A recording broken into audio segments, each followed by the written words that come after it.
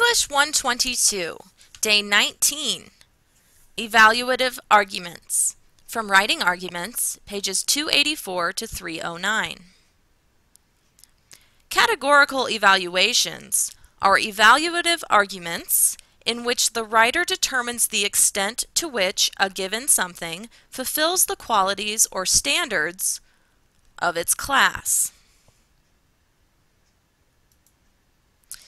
These types of arguments ask the question, is this thing a good member of its class?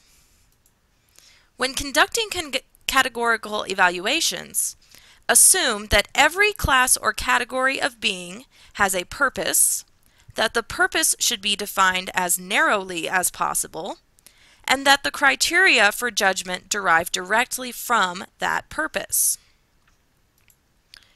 Categorical evaluations follow the same criteria match structure that we saw with definitional arguments.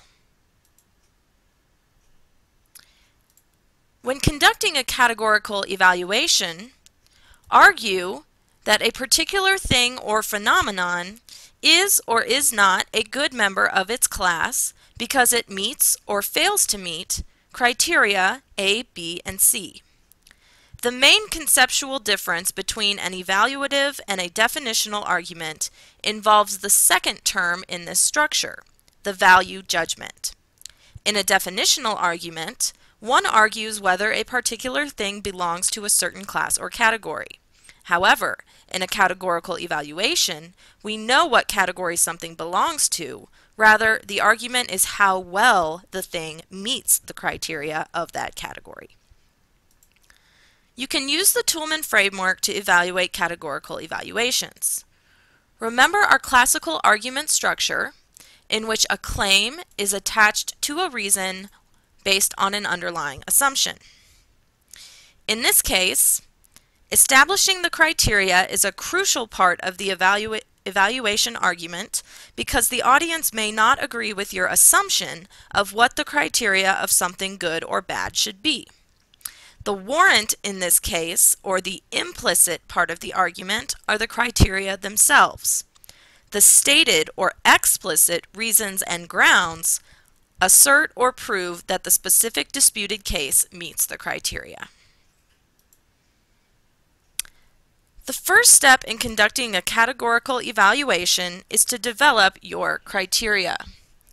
Be sure to place the thing you are evaluating in the smallest relevant category so that you don't compare apples to oranges. Develop criteria for your evaluation based on the purpose of the category and determine the relative weight of your criteria. Next, use evidence to show that the thing matches or does not match the criteria. The key to a successful match argument is to use sufficient examples and other evidence to show how your contested phenomenon meets or does not meet each criterion. So let's switch gears for a minute and move from talking about the criteria match structure in categorical evaluations to talking about ethical arguments, which are the other type of evaluative arguments that we'll be dealing with in this course. Ethical arguments evaluate a given act from the perspective of some system of morality or ethics. They ask the question, is this action right or wrong? Ethical arguments often overlap with categorical evaluations because many apparently straightforward categorical evaluations can turn out to have a moral or ethical dimension.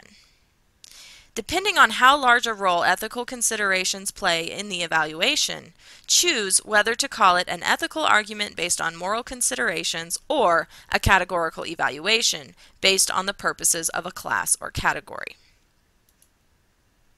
Uncertainty about purpose makes ethical evaluations particularly complex.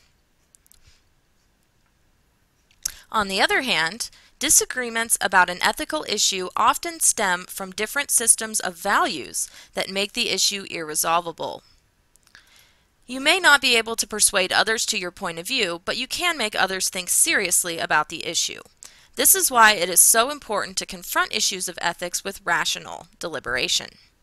Ethical arguments should help you work out more clearly the reasons and warrants for your own beliefs. Let's look at the Toulmin framework more closely and how this argument structure fits in to ethical arguments. Remember, we have a claim attached to a reason based on an underlying assumptions.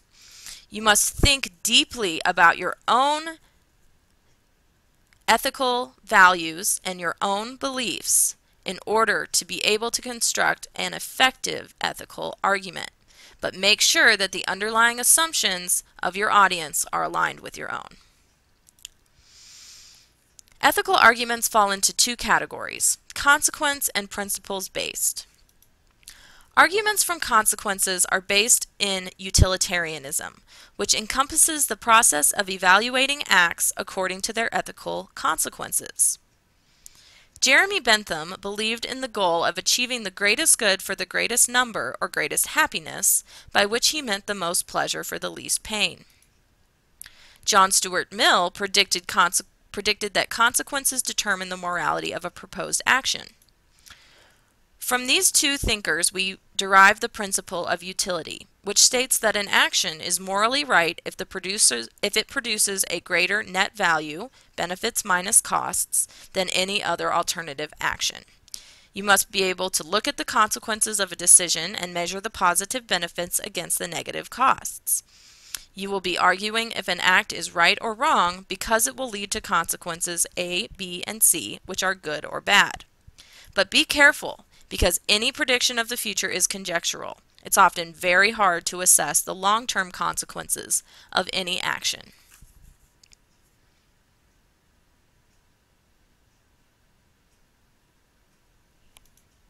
Let's take a look now at arguments from principle. Arguments from principles rest on moral tenets that we are duty-bound to uphold no matter what the consequences. Arguments of principle look at an issue through the lens of one or more guiding principles, which can come from religious faith, philosophical reasoning, etc. The advantage of following a system of beliefs is clarity and the ability to avoid a multiplicity of contradictory and difficult consequences. Simply follow the principles of the ethical system and proceed accordingly. However, adopting an ethical system doesn't lead to automatic answers to your ethical dilemmas. It simply offers a way of proceeding, but does not relieve you of the responsibility for thinking through your values and taking a stand. Remember, ethical arguments argue that an act is right or wrong because it follows or violates principles A, B, and C. In this case, the arguer's duty is to make clear what principle is being evoked, and then to show why this principle is more important than other opposing principles. Remember these strategies as you conduct evaluative arguments.